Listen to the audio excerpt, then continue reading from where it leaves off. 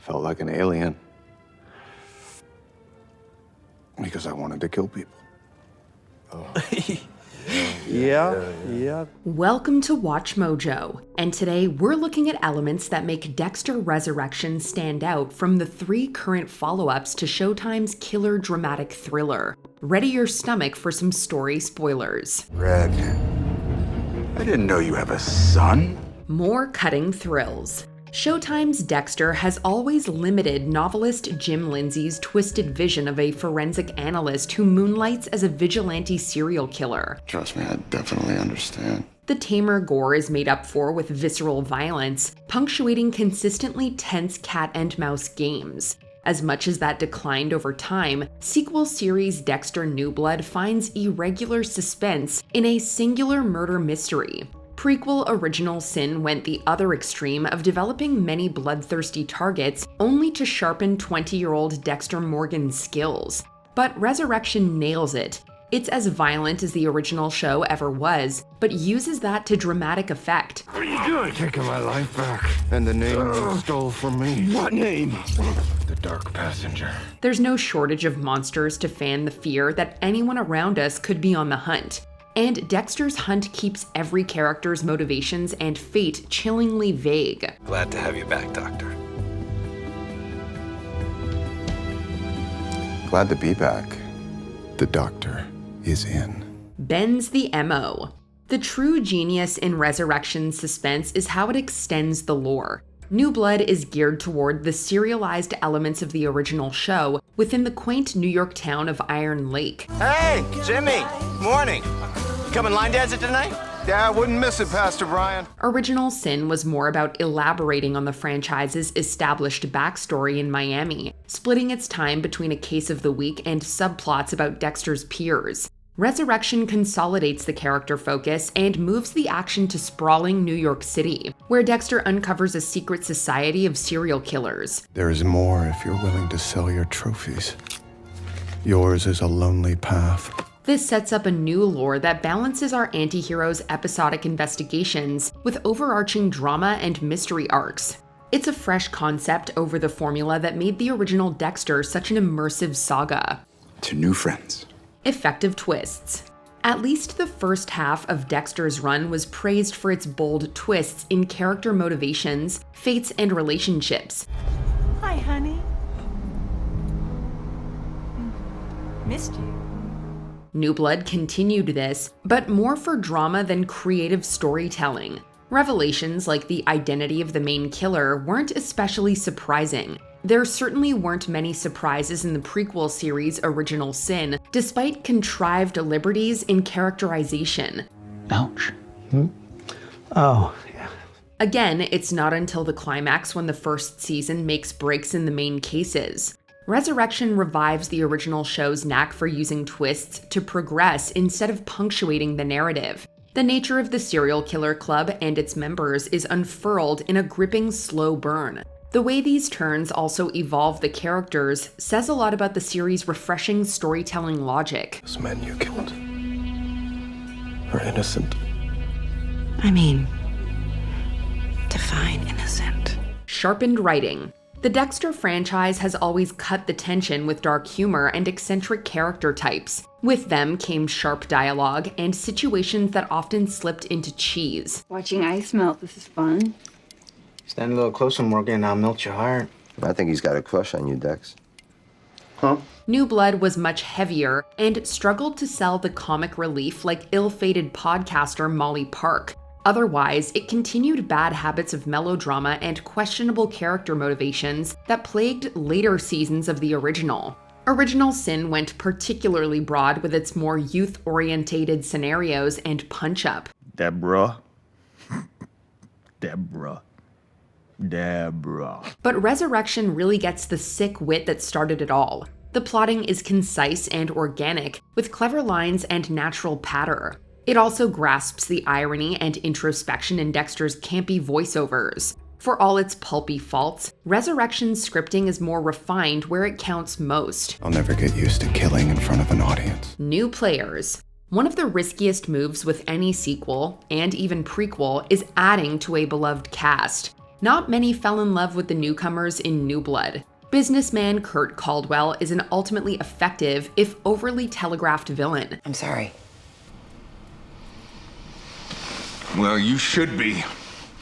You made my son out to be some kind of criminal. But Dexter's communal ties in Iron Lake don't hold up under his neighbor's banality. Police Chief Angela Bishop's inconsistent investigative skills have been particularly criticized, and Original Sin was too involved in bringing back classic characters to do much with the new ones. Resurrection perfectly utilizes its colorful ensemble, genuinely humanizing Dexter through the decency of the Kamara family and sustaining momentum with no-nonsense NYPD detective Claudette Wallace. No key required and no cameras.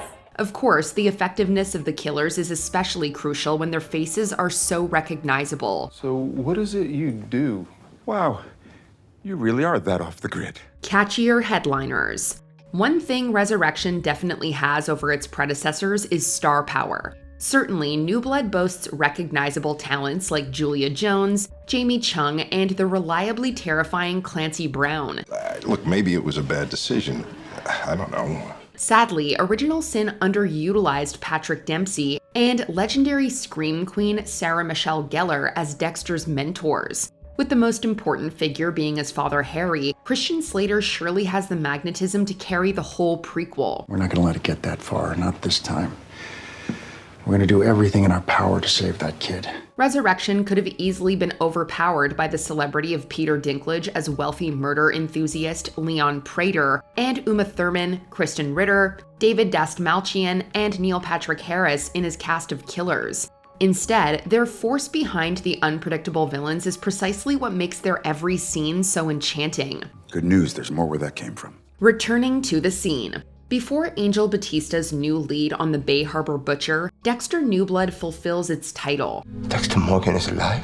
Original Sin, on the other hand, strained to get the team back together. Nearly all of Dexter's colleagues from the top of the original series are already working at Miami Metro PD when he joins, and their broadest quirks are brought to the forefront. With Resurrection, Vince Masuka and Joey Quinn return only briefly to help put things into perspective. What, are you gonna open another restaurant? Write a novel? Start a podcast? Yeah, don't tell me you're gonna start an OnlyFans account. I mean, I'll be supportive, but I ain't gonna like it. Batista, now retired, heads up the supporting cast with his ace detective skills and complicated relationship with Dexter. The Butcher's imagined conversations with his vile victims are certainly more compelling for a morality play than a guilt trip. Never mind the ghosts of his conscience. Hello? Is anyone there? Surprise, mother. Like father, like son, and daughter. The complicated bonds within the Morgan family are the crux of Dexter's character as a moral sociopath. Even after the series finale leaves him with nothing, imagined conversations with adoptive sister Deborah bog down New Blood with a depressing guilt trip. Though the prequel is surely driven by family, the sometimes far-fetched ethical quandaries in Harry training a vigilante eclipse Deb's teen melodrama. Resurrection knows how to use ghosts, especially Harry. James Remar gives another hypnotic performance as he guides Dexter's methods and parenting skills. And Harrison lost his mother because of you. Dexter, your son needs you. Generally recognized as the real dark passenger, Harry forces his son to confront the moral ambiguity in his vigilantism. As crucially as the Morgans represent the anti-hero's conscience, he needs a less abstract motivator. I blame myself for your suffering. But I know you're hurt. You have a higher purpose, son. Harrison's characterization. Jack Alcott's performance in the Dexter sequels has been consistently praised, but after Harrison Morgan reunites with his father at the end of a tumultuous childhood, his arc on New Blood split audiences. This especially goes for the crude conclusion to Dexter's redemption arc, in which he allows his son to shoot him to cleanse the homicidal urges. I've never really felt love. Real love. Until now. Thus, Dexter miraculously survives to find Harrison in New York. What this hook lacks in logic is made up for in Harrison's richer, more personal development. His drive to rise above his impulsive murders poetically contrasts with his father's warped code. I can't I can't live with it. I can't carry this guilt. And that's why I went to turn myself in.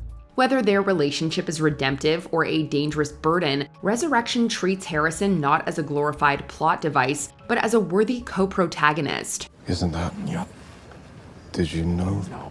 Before we continue, be sure to subscribe to our channel and ring the bell to get notified about our latest videos. You have the option to be notified for occasional videos or all of them. If you're on your phone, make sure you go into your settings and switch on notifications. Justice for Dexter.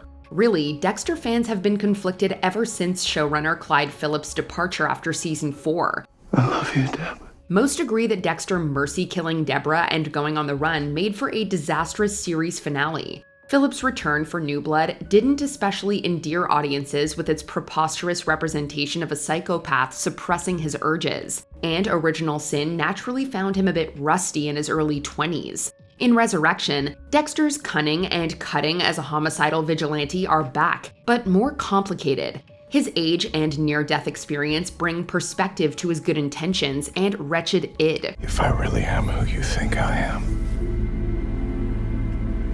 this can't possibly end well for you. When he steps over the line, it feels organic. The antihero is always compelling for his complexity and Michael C. Hall's amazing performance. Kudos to Original Sin's Patrick Gibson too, but with Dexter Resurrection, the brand finally returns to its former gory glory. I'm Dexter Morgan. Who's that? The Bay Harbor Butcher. What is your favorite run in the Dexter franchise, and how do you justify that? Give your statement in the comments. I'll be disappointed. And you don't want to disappoint me.